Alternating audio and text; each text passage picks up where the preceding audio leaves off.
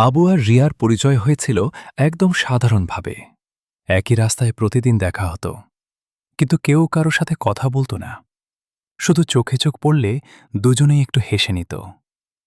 ধীরে ধীরে সেই ছোট্ট হাসিটাই একদিন কথায় বদলে গেল। একদিন বিকেলে রিয়া স্কুল থেকে ফিরছিল। হঠাৎ বৃষ্টি শুরু হলো।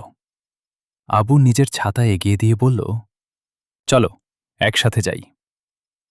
সেদিন থেকেই তাদের গল্প শুরু।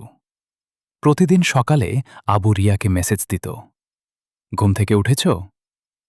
রিয়া উত্তর দিত, হ্যাঁ, কিন্তু তোমার মেসেজ না পেলে সকালটা ভালো লাগে না। ছোট ছোট কথা, হাসি, অভিমান সব মিলিয়ে তাদের দিনগুলো খুব সুন্দর যাচ্ছিল।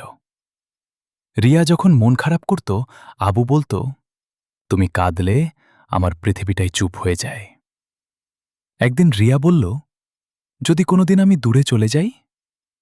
আবু হেসে উত্তর দিল, ভালোবাসা দূরে যায় না, মানুষ গেলেও স্মৃতি থেকে যায়।